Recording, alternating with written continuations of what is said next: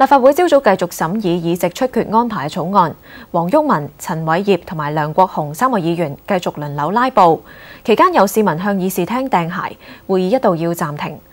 而建制派議員亦都改變策略，多次要求主席曾鈺成嚴格執行議事規則，避免人民力量嘅議員拉布。黃雅文報導。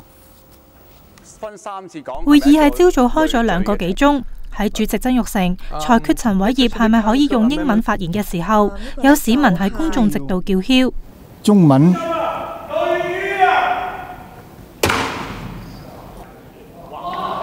即離開。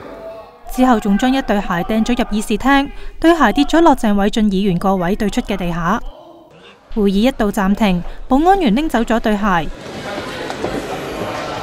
掟鞋嘅市民就俾保安員帶走。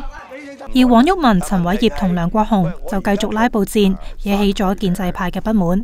我最近即係同啲朋友傾翻以前，葉國興議員，陳偉業議員講緊嘅係喺度已經係有離題嘅，請你裁決。你係咪想攞我開刀啊？請你先至真係生效咧，主席。你警告多次都冇執行嘅話咧，呢個係完全唔公道。謝偉俊議員，我係會掌握個分寸。我提議你考慮辭職。如果你唔能夠主持呢個會，第三，我提議特區政府解散立法會。主席一再警告，如果發言再重複，可以驅趕提出修訂嘅議員離場，議案可以立刻進入3讀嘅程序。It wasn't me that who are wasting time。唔係，我建議陳偉業議員呢，你都注意下你啲文法。It wasn't me who are wasting。嗰個 are 咧跟住 who 咧就係錯嘅。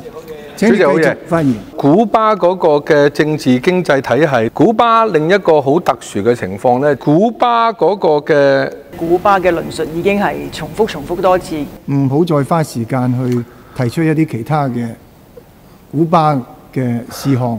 你越嚟越緊啊！嗰個嘅你嘅觀察係正確嘅，我正話已經講咗咧，因為陳議員呢。